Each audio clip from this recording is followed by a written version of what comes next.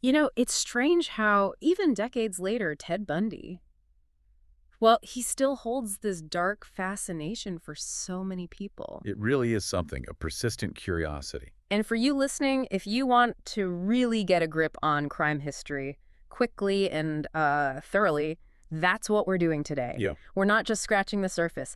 This is a deep dive into the full, frankly disturbing scope of Ted Bundy's murders. Exactly. We're trying to look beyond just the numbers he confessed to. We've got a recent news piece reflecting on the case, kind of our jumping off point. Okay. And our goal really is to understand the known facts, but also those credible estimates of how many people he actually killed, and touch on the questions that they still hang in the air. Okay, let's start with the basics then. Just establish who we're talking about. Who is Ted Bundy? Right. He was born November 24th, 1946, Burlington, Vermont. Vermont. Okay. And his family. Raised initially by his single mother. She later married, had 4 more kids. And interestingly, his mother apparently mentioned their focus was always on raising kids in the right way. That phrase. Kind of chilling in hindsight, isn't it? It really is, especially when you look at his early life. I mean, it seems pretty typical. Boy Scouts, had a paper route, things like that. And education. He seemed intelligent. Oh, definitely. Attended University of Puget Sound, then transferred to the University of Washington, actually dropped out for a bit, but went back and got a psychology degree in '72. Even did some time at the University of Utah Law School. Psychology. Wow. And then there are those jobs he had before. Well, before everything came out. Yeah, this part is really unsettling. He worked on Nelson Rockefeller's presidential campaign. Right. And almost unbelievably, the Washington Post noted he worked at a suicide prevention hotline. And get this, alongside Ann Rule, the crime writer who later wrote about him. No way. That's just incredible. Working side by side. It speaks volumes about that duality, Yeah. the charm, the facade. He could present this helpful, normal front while hiding. Yeah, something monstrous. So when did the known murders start? His known spree was through the 1970s. And he moved around a lot. Washington, Utah, Oregon, Idaho, Colorado, and then Florida, of course. How did they first catch him? It wasn't initially for murder, was it? No. August 75, pulled over for speeding in Utah, but the officer got suspicious. What did they find? Things in his car. A ski mask, crowbar, handcuffs. Items that linked him to an attempted kidnapping survivor, Carol Durange. Ah, Carol Durange. Her story is amazing. Absolutely crucial. Plus, his own girlfriend at the time, Elizabeth Kleepfer, had actually tipped off the police because he matched descriptions. His girlfriend. Wow. So that traffic stop was the beginning of the end for him, sort of. In a way, yes. It led to his first conviction in Utah, aggravated kidnapping, attempted criminal assault against Carol Durange. He actually waived a jury trial for that one. But he didn't stay locked up, did he? No, he escaped. Yeah. Twice. And it was during those periods on the run that more crimes happened, eventually leading to the Florida charges and the death sentence in '79. Which brings us to that huge question. How many people did Ted Bundy actually kill? Right. Officially. While he was on death row, he confessed to killing at least 30 women and girls. That was between 1974 and 1978. At least 30. But everyone seems to think it's more. Why? Well, even in those confessions, he sort of hinted. Alluded to earlier murders, maybe back in '72 or '73. Never gave specifics, though. And he actually told Detective Robert Keppel something really chilling, that by '74, he'd figured out how to kill without leaving evidence. Oh, wow. So he knew he was getting better at hiding it. That makes counting almost impossible. Exactly. It explains why we might never know the real number. And the estimates from investigators, they're much higher. Like what? Detective Keppel, back when Bundy was executed in '89, he thought maybe 50 to 75 victims. 50 to 75. And the Washington Post reported Bundy himself once vaguely mentioned his victim count might be in the 3 digits. 3 digits. Over 100. It's possible. There's a criminologist, Matt DeLisi, who wrote a book, Ted Bundy and the Unsolved Murder Epidemic. He suggests it could be close to 100. 100? How does he figure that? DeLisi argues Bundy might have started much earlier, maybe even as a teenager, based on like the sheer rate and the confidence, as he puts it, of the later murders. It suggests practice, a longer history. That's a terrifying thought. So who was the first confirmed victim then? That would be Linda Ann Healy. She was a student, 21 years old, disappeared February 1st, 1974. Her remains were found later, along with others, at a site investigators grimly called Bundy's graveyard. God. And some of the others. It's important to remember their names, not just the number. Absolutely. In the West, there was Donna Gail Manson, vanished on her way to a concert.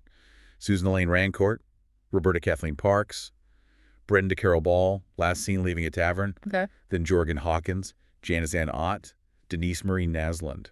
Their cases were really key in leading investigators toward him in Washington. And then he moved, right, Utah. Yeah, the list continues there. An unidentified hitchhiker, sadly. Nancy Wilcox, Melissa Ann Smith, Laura Ann Aim, then Deborah Jean Kent. Just one after another. It's just relentless. And you could start seeing a pattern. Karen Eileen Campbell in Colorado, Julie Cunningham, Denise Oliverson, Lynette Culver, Susan Curtis. Then the Chi Omega sorority attack in Florida, Margaret Bowman, Lisa Levy. And his last known victim? Kimberly Diane Leach. Yeah. She was only 12. 12. It's horrifying. And the profile. Mostly young women, brunettes. Yeah, predominantly. Often. Petite brunettes, ages ranging roughly from 12 up to 26. And his method. His modus operandi. It was based on deception, wasn't it? Very much so. He'd often fake an injury, arm in a sling, or even pose as a police officer or a firefighter to get them to lower their guard, lure them to his car. Awful. Then he'd overpower them. Bludgeoning, usually. Handcuffs. Transport them somewhere secluded. Yeah. The final assault, beating. Strangulation. And his final confessions confirmed sexual assault and necrophilia. Desecration of the bodies. Just layers of horror. Did he ever say why? What was the motive? On tapes, speaking about himself in the third person, he talked about this hunger after each murder, an emptiness, and this irrational belief, apparently, that the next one would finally bring some kind of fulfillment, which, of course, it never did. So twisted. Now, about that first victim, Linda Ann Healy is the first one we know for sure, Feb 74. But you mentioned he hinted at earlier ones. Right, it gets a bit confusing. He apparently told his lawyer, Pauline Nelson, way later in 94, that his first murder was actually back in 1971. 71, so 3 years before Healy. Exactly. And Detective Keppel, who knew Bundy well, he believed Bundy probably started killing in his teens, maybe even earlier. Yeah. It just shows you can't really rely solely on Bundy's own timeline. He lied constantly. Which brings up those older cases, doesn't it? Like Anne-Marie Burr, the little girl who disappeared in 1961. Yeah, that's a really disturbing possibility. Anne-Marie Burr was 8 years old, vanished from Tacoma near the University of Puget Sound. Bundy was a teenager then, had a paper route in that area. His uncle lived nearby. There's no hard evidence linking him, and he denied it when her mother actually contacted him later. She contacted him, wow. Yeah. But police have apparently never officially ruled him out. It hangs there as this awful question mark. Could his violence have started that early? It just expands the potential scale of it all. Amidst all this, it seems almost miraculous anyone survived him. But some did, right? Yes, thankfully. There are 5 known survivors whose accounts are just incredible, powerful stories of resilience. How were they? There was Karen Sparks, attacked very early on, sexually assaulted, bludgeoned terribly. She likely survived because her roommate made noise, maybe scared him off. She had permanent brain damage, though. Oh, my God. Then Carol Dronchit, who we mentioned, fought back like hell when he tried the fake police officer routine. Escaped from his car, identified him in a lineup.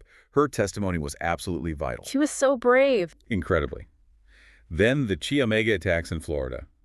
Kathy Kleiner Rubin and Karen Chandler. Both survived horrific injuries, severe facial fractures for Chandler. Their attacker was likely interrupted by someone coming home. Just sheer luck, almost. Seems like it. And finally, Cheryl Thomas. Attacked in her apartment around the same time as this Chi Omega incident. Neighbors heard the struggle, called the police. That saved her, but she was left permanently deaf in one ear. Their survival, it's a testament, really, but also highlights how many others didn't have that chance interruption or weren't able to fight back. Exactly. Chance and their own will to survive against unimaginable terror. So let's recap the convictions. What exactly did the justice system hold him accountable for in the end? Okay, so the first one was Utah. Aggravated kidnapping and attempted criminal assault for the attack on Carol DeRange. But the murder convictions came in Florida. First, for the murders of Margaret Bowman and Lisa Levy at the Chi Omega house. That same trial included burglary charges and 3 counts of attempted first-degree murder for attacking Kathy Kleiner Rubin, Karen Chandler, and Cheryl Thomas. And that led to... 2 death sentences for those. 2. And there's a third. Yes. A separate trial for the rape and murder of 12-year-old Kimberly Diane Leach. That resulted in a 3rd death sentence. 3 death sentences. It's just... the scale of the confirmed crimes alone is staggering. It really is. And it's interesting. Apparently, he almost took a plea deal earlier, something like 75 years. But he backed out. His lawyers thought it was because he just couldn't admit guilt publicly then. Couldn't face it. So how did it all end for him? He appealed, I assume. Oh, yeah, numerous appeals. Yeah. All failed. His execution date was set. Yeah. And the public reaction at the time, Yeah. it was intense. How so? Widespread celebrations, literally. People gathering outside the prison, cheering. Fireworks, according to some reports. Custom T-shirts saying things like Burn Bundy or Toast Ted. Wow. That really shows the depth of the public anger and maybe relief. Absolutely. It reflected the enormous impact his reign of terror had and this collective feeling that justice was finally being served. When was he executed? January 24th, 1989, by electric chair in Florida. And his last words, do we know what they were?